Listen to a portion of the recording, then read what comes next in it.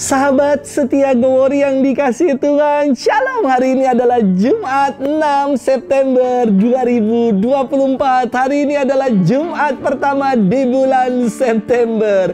Kita berdevosi kepada hati Yesus yang Maha Kudus, hatinya yang senantiasa berbelas kasih dan menanti kita untuk datang kepadanya. Hari ini kita akan bersama-sama merenungkan firman Tuhan yang diambil dari Injil Lukas 5 ayat 33 sampai dengan 39. Kita siapkan hati kita. Haleluya, haleluya, haleluya.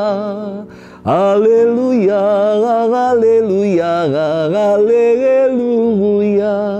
Aku ini cahaya dunia, sabda Tuhan, yang mengikuti aku hidup dalam cahaya. Haleluya, haleluya, haleluya. Tuhan bersamamu dan bersama rohmu. Inilah Injil suci menurut Lukas. Dimuliakanlah Tuhan. Sekali peristiwa, orang-orang Farisi dan ahli-ahli Taurat berkata kepada Yesus, "Murid-murid Yohanes sering berpuasa dan sembahyang, demikian pula murid-murid orang Farisi. Tetapi murid-muridmu makan dan minum." Yesus menjawab, "Dapatkah sahabat mempelai disuruh berpuasa selagi mempelai itu bersama mereka? Tetapi akan datang waktunya mempelai diambil dari mereka. Pada waktu itulah mereka akan berpuasa." Yesus mengatakan juga suatu perumpamaan kepada mereka. "Tiada seorang pun mengoyakkan secari kain dari baju yang baru untuk ditambalkan pada baju yang tua. Sebab jika demikian, yang baru itu pun akan koyak. Apalagi kain penambal yang dikoyakkan dari baju baru tidak akan cocok pada baju yang tua. Demikian juga tiada seorang pun mengisikan anggur baru ke dalam kantong kulit yang tua.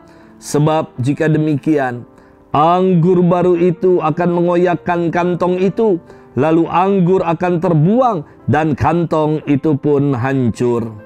Tetapi anggur baru harus disimpan dalam kantong yang baru pula. Dan tiada seorang pun yang telah minum anggur tua ingin minum anggur yang baru. Sebab ia akan berkata, anggur yang tua lebih baik." Demikianlah sabda Tuhan. Terpujilah Kristus.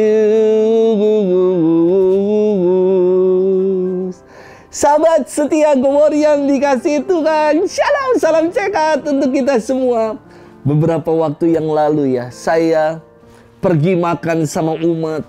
Lalu umat ini tanya begini, "Romo, kita mau makan di mana?" Saya bilang, "Loh, kan Bapak yang lebih tahu pik. Saya ini kan orang tahu di pik." Namun Bapak ini mengatakan, "Romo, saya mah kalau makan itu-itu aja. Kalau udah suka ya udah itu aja." Istri dan anak-anaknya mengatakan, "Iya Romo, kita bosen makannya mie lagi, mie lagi, mie lagi. Sekarang Romo deh yang referensiin." Akhirnya saya kasih referensi makanan dipik yang enak. Istri dan anak-anaknya langsung kagum. Dia bilang, "Wah, Romo lebih tahu daripada kami." Ibu bapak, sahabat setia Glory yang dikasihi Tuhan. Dalam firman Tuhan hari ini istimewa. Orang-orang Farisi dan ahli Taurat gagal memahami arti askese atau mati raga dalam hidup beriman. Mereka berkata kepada Yesus, "Murid-murid Yohanes sering puasa dan sembahyang. Demikian pula dengan murid-murid orang Farisi. Tetapi murid-muridmu malah makan dan minum." Wah, sama seperti saya makan dan minum. Karena saya murid Yesus ya kan, bukan murid orang Farisi. Pernyataan ini singkatnya ingin mengatakan mengapa murid-murid Yesus tidak berpuasa dan sembahyang seperti yang kita buat, yang kami buat loh. Inilah kekeliruan mereka. Orang Farisi dan para ahli Taurat merasa diri yang paling suci dan mengklaim puasa dan sembahyang mereka sebagai praktek yang paling benar dan berkenan di hadapan Allah. Puasa itu adalah olah rohani. olah batin, olah rasa kita, dan menjadi sarana untuk mengalami kasih Tuhan. Sembahyang atau menyembah Tuhan merupakan sikap bakti kita untuk menjalin relasi yang lebih dekat dengan Allah. Maka puasa dan sembahyang tidak pernah menjadi tujuan dalam hidup beriman. Puasa dan sembahyang adalah sarana yang membantu kita untuk semakin merasakan Allah dalam hidup. Karena tujuan dari puasa dan sembahyang atau olah rohani kita, olah bakti kita, tujuannya adalah pada Allah sendiri. Untuk membesarkan namanya, bukan untuk berlagak sok suci dan membesarkan diri sendiri. Sahabat setia Gowori yang dikasihi Tuhan, para murid Yesus kala itu tidak berpuasa karena mereka berada bersama dengan sang mempelai, bersama dengan Yesus sendiri. Maka Yesus mengatakan, dapatkah sahabat-sahabat mempelai laki-laki malah berduka cita selama mempelai itu bersama mereka? Tentu tidak pas kalau mereka melakukan itu, karena Tuhan sang mempelai sedang bersama-sama dengan mereka.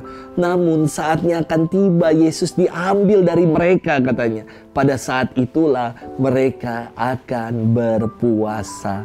Sahabat setia Gowori yang dikasihi Tuhan, Yesus menutup ajarannya dengan sebuah perumpamaan yang sangat indah, yang dikatakan bahwa kain tua tidak cocok untuk menambal baju baru, dan anggur baru hendaklah diisi dalam kantong kulit yang baru. Karena kalau diisi dalam kantong kulit yang tua, ketika fermentasi, kantong itu akan jebol, akan robek akibat fermentasi anggur baru ini.